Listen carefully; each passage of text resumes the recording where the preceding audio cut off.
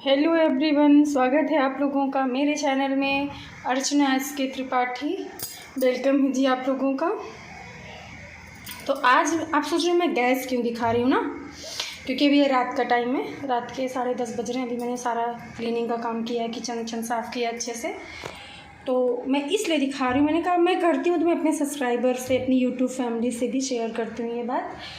तो जैसे कि हम लोग ना रात में जैसे कि पूरी किचन को साफ़ करते हैं, ठीक, ऑलमोस्ट सभी लोग करते हैं रात में। दिन में हम चाहे तब गैस साफ़ कर लिए, स्लैब साफ़ कर लिए, दीवारें हम नहीं साफ़ करते हैं ज़्यादातर ना, सोचते हैं एक टाइम में अच्छे से साफ़ कर देंगे, और ज़्यादातर ये काम हम रात में ही करते हैं। तो इसके लिए आप लोगों को क्या करना है, आपको सारी किचन, कभी भी रात में आपको अपनी किचन को गंदा नहीं छोड़ना है, क्योंकि रात में माँ लक्ष्मी भी आती हैं, उनकी बहन भी आती हैं। तो आप उनकी बहन का नाम तो आप लोग सभी जानते होंगे, ठीक है, मैं उनका नाम नहीं ले रही हूँ, आज शुक्रवार भी है, तो वो दोनों ही साथ में चलती हैं और देखती हैं कि जहाँ बहुत साफ़ सुथरा है, सब कुछ बहुत अच्छे से है, सूटेबल है, वहाँ माँ लक्ष्मी विराजमान होती हैं। नहीं तो माँ लक्ष्मी चली जाती हैं और उनकी बहन जो है वो रह जाती हैं। तो क्या आप लोग उनकी बहन को रखना चाहते हैं या माँ लक्ष्मी को रखना चाहते हैं? तो उसके लिए हमें क्या करना होता है कि रात में हमें बहुत अच्छे से अपनी किचन को साफ़ करना होता है, बहुत अच्छे से, मतलब ऊपर नीचे आपको हर जगह जो है साफ़ करना होता है। जैसे कि मैंने नीचे भी साफ़ किया है, मैंने ऊपर भी साफ़ किया हुआ है। देखिए आप, सिंक विंक का नीचे का जो होता है ये सारा, इसमें हमें जूठे को नहीं छोड़ना चाहिए, कोई भी जूठा। जैसे हम बर्तन नहीं धुल सकते, हम बीमार हैं या नहीं धुल रहे हैं, रात ज़्यादा हो गई है, कोई भी प्रॉब्लम है, तो आप उसके जूठा, जैसे ये प्लेट मान लीजिए गंदी है, ठीक है, अब इसको हम साबुन से भी अच्छे से क्लीन नहीं करना चाह रहे हैं, तो हम क्या करेंगे, इसको इस तरीके सारा जूठा इसका निकाल के सिंक को इस तरीके से धुल के और बर्तन को नीचे उठा के रख दीजिए साइड में, ऐसे ही नीचे सारे बर्तन सिंक के नीचे ही रखना है, ठीक है। ये नहीं है कि आप इसी में भर के पूरा रख दीजिए अच्छे से, तो ये काम नहीं करना है। और जैसा कि मैंने आपको बताया कि आपको अपनी किचन अच्छे से साफ़ करनी है, ठीक है, बहुत अच्छे से। मैंने गैस इधर खींच लिया था। अब जैसे कि किचन में या तो हम एक रोटी रख सकते हैं, जैसे एक कटोरी में रख दें एक रोटी को, बचे हुआ खाने, जैसे हम खाना बना लिए, सब लोग खा पी लिए, तो एक एक्स्ट्रा रोटी बना के आप एक कोने में कटोरी में करके रख दो, ठीक है। और नहीं रख पा रहे हो एक रोटी, तो आप 1 लोटा पानी, जैसा कि मैंने अपने किचन में मैं हमेशा भर के रखती हूँ, जब भी मैं किचन साफ़ करती हूँ तो फिर मैं 1 लोटा पानी इस तरीके से निकालूंगी सिंक से, बेसिन से, और यहाँ पे मैं ढक के ऐसे ही प्लेट से रख देती हूँ। तो इससे क्या होता है ना, हमारे किचन में अन्न जल हमेशा बना रहेगा। कहते हैं ना, धान्य भरा रहे हमारा घर, हमारा किचन।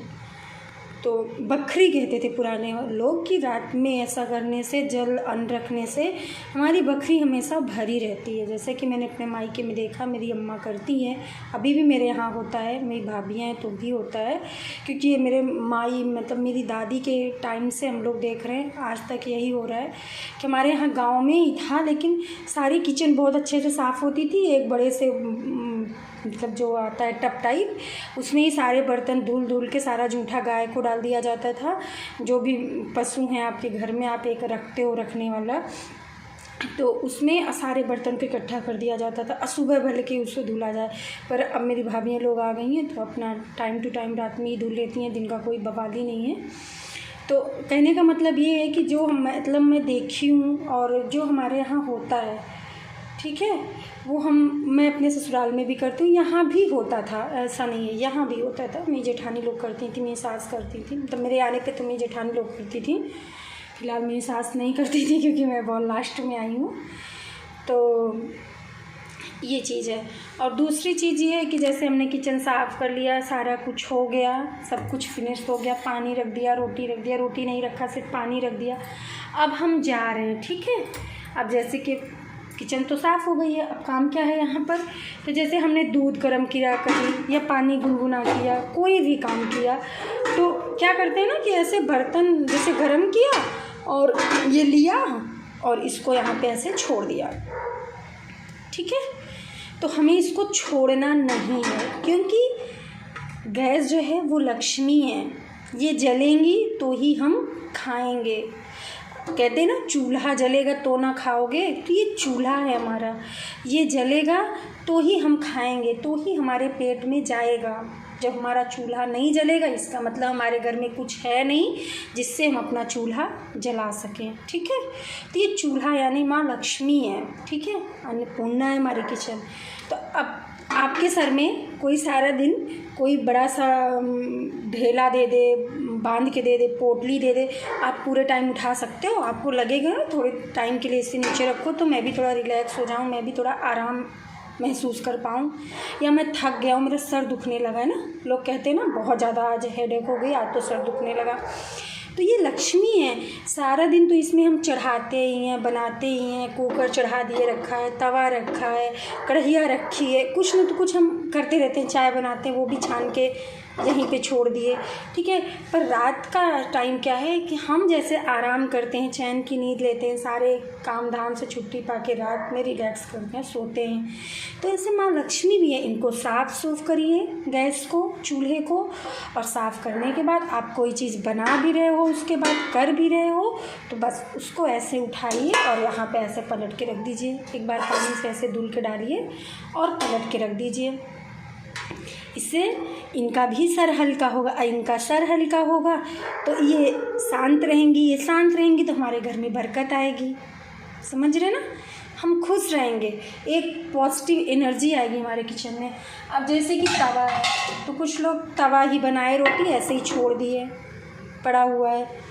और तवा हमें कभी भी उल्टा करके अपने किचन में नहीं रखना चाहिए। जैसे लोग करते हैं ना, उल्टा करके तवा रख देते हैं, हमें उल्टा करके कभी नहीं रखना चाहिए, माँ लक्ष्मी रूठ जाती हैं।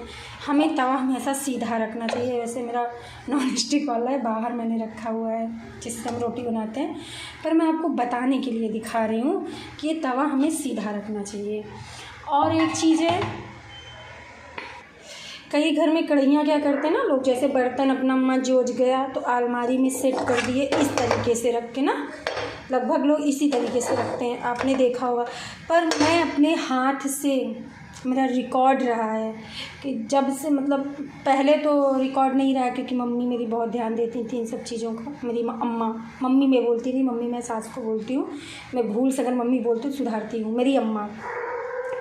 तो मेरी अम्मा कभी नहीं रखती थी, वो सीधी, मेरे घर में सीधा ही रखा जाता था, चाहे कुकर हो, चाहे वो कढ़ैया हो, तवा हो, ये सारी चीज़ें मेरे घर में सीधी ही रखी जाती, क्योंकि पंडित का घर था। मेरे बाबा भी सन्यासी थे, मेरे पापा भी आचार्य हैं।